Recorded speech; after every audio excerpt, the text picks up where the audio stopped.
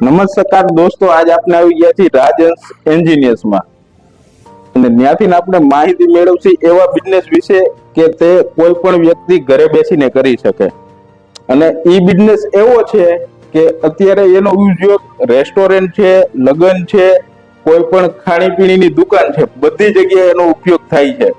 તો હવે આપણે મળશી રાજહંસ એન્જિનિયર્સના ઓનરને દિલીપભાઈ. કેમ છો? નમસ્કાર. કેમ છો? હવે કેવલભાઈ, આજે હું તમને છે ને એક એવું મશીન બતાવું કે જે આપણે ગ્રહ ઉદ્યોગ, જે નાના માણસો હોય ને એ પણ આ બિઝનેસ કરી શકે, બરાબર.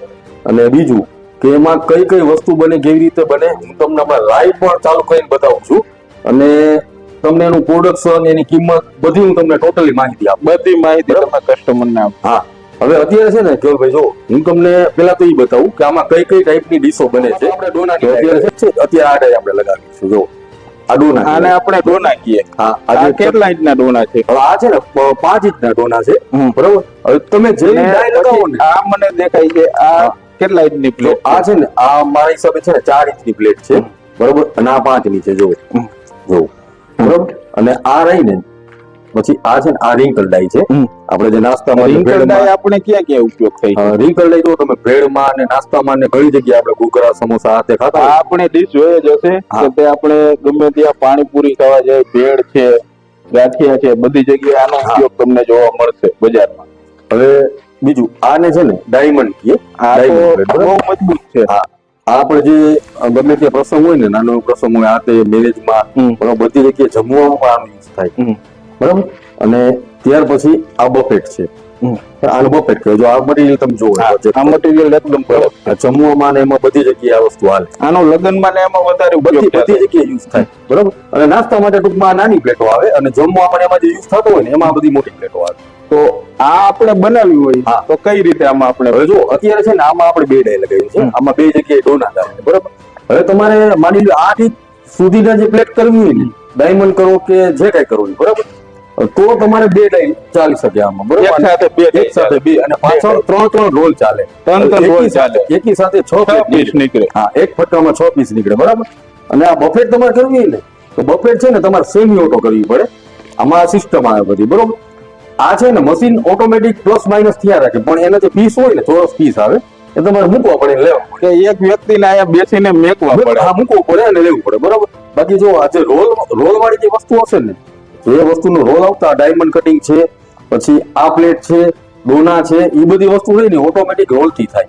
એમાં કોઈ માણસની જરૂર નથી. તમે રોલ ચડાવી સેટ કરી દો ને, ઓટોમેટિક જ એની મશીન ઓટોમેટિક એની રીતે કામ કરે, બરાબર. તો હવે આપણે કસ્ટમરને મશીન ચાલુ કરીને બતાવો. અને એક વસ્તુ હજી તમને કહી દો, આ રિંકલ પ્લેટ છે, આના સર્કલ તૈયાર આવે, બરાબર. ઈ છે ને આમાં સેમી ઓટો થાય, કે આવું કટિંગ જ મળે, કટિંગ તૈયાર જ આવે. અને આમાં તમારે કટિંગ કરવું થઈ શકે. અહીંયા બેસીને પીસ એકી સાથે 4-5 પીસ મૂકીને, બરાબર, 4-5 પીસ મૂકી દેવાના, એટલે તૈયાર થાય એટલે લઈ લેવાના. અને એમાં 2 ડાય ચલાવી તોય તમારે ચાલે. એકી સાથે 2 ડાય પણ ચાલી શકે. અને બીજું, હવે હું તમને આ મશીન અત્યારે આપણે ડોનાની ડાય ચલાવી છે, 5 ઇંચની ડાય છે, બરાબર. તમને લાઈવ હમણાં ચાલુ કરીને બતાવી દો.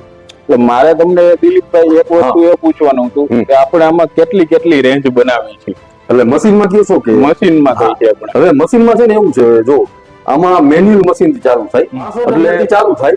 અને ઓટોમેટિક સુધીના 2,25,000 સુધીના ઘણી જાતના મોડેલ આવે, 5-6 જાતના, બરોબર. એટલે કસ્ટમરની જેવી રિક્વાયરમેન્ટ હોય એ મુજબ આપણે મશીન અલગ કસ્ટમાઇઝ મોડેલ આવતા હોય, બરોબર. તો મારો બીજો પ્રશ્ન એક ઈ છે કે કોઈ પણ મશીન આપણે લઈએ, માની લ્યો 65,000 નું લઈએ કે 2,25,000 નું, કોઈ પણ મશીન ઘરે ચલાવી શકે કે ઘરની લાઈટ ઉપર જ ચાલે કે એને કોઈ કોમર્શિયલ લાઈટ લેવી? કોમર્શિયલ લાઈટ ની જરૂર નથી કેવલભાઈ. જો અત્યારે આમાં મોટર છે ને, આ 2 પીની સિંગલ ફેસ અને ગોદરેજ કંપનીની મોટર આવશે, એનું વોરંટી કાર્ડ પણ સાથે જ આવશે, બરાબર. 1 વર્ષની એમાં વોરંટી આવે. એટલે ટૂંકમાં કોઈ પણ વ્યક્તિ આને ઘરે લઈ શકે. આપણા ઘરની જે લાઈટ ને પંખો હાલતું હોય ને, એ જ લાઈટ ની આમાં જરૂર પડે. બીજી કઈ કોમર્શિયલ લાઈટ ની, 3 ફેઝ લાઈટ ની જરૂર છે નહીં, બરાબર. હવે હું તમને લાઈવ આને ડેમો કરીને તમને બતાવી દઉં, તમે જોઈ લો એકવાર, બરાબર. અને બાકી ગમે તે તમે ડાય ચડાવશો, જેવી તમારે પ્લેટ કરવી હોય એવી ડાય તમારે ચડાવવાની, બરાબર. ટૂંકમાં ડાય જ આપણે ડાય ચેન્જ કરવાની, મશીન એનું કામ કરશે. ડાય ગમે તે હોય. મારો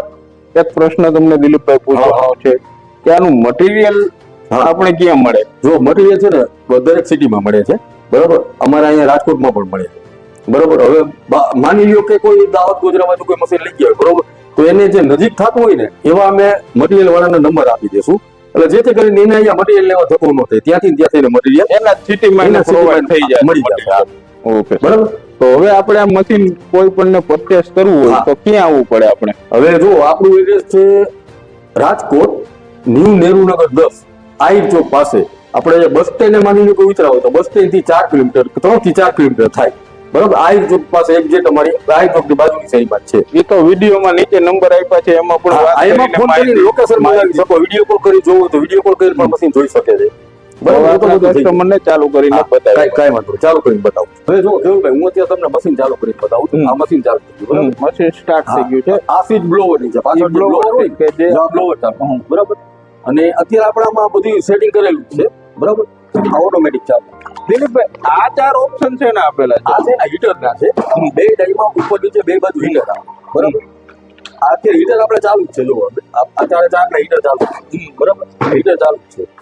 અને બીજું કે હવે જો આ મશીન આપણે ચાલુ થઈ ગયું છે. આ 5 ઇંચના ડોર બતાવું, બે ડોર બતાવું. બરાબર. જો આ જોઈ લો. આ તો એકદમ દિલીપભાઈ કડક થઈ ગયા છે આપણે. હજી તો હજી આમાં છે ને આપણે હીટર ગરમ નથી. બરોબર. બસ 5-10 મિનિટ હજી જે હીટર ગરમ થાય ને એકદમ કડક થઈ જશે. જો બરાબર. હવે કોઈ પણ ડાઈ ચડાવો તમે. બરોબર. આ જ રીતે ચાલશે. હવે બીજો કોઈ તમારા મનમાં કોઈ સવાલ હોય તો પૂછો.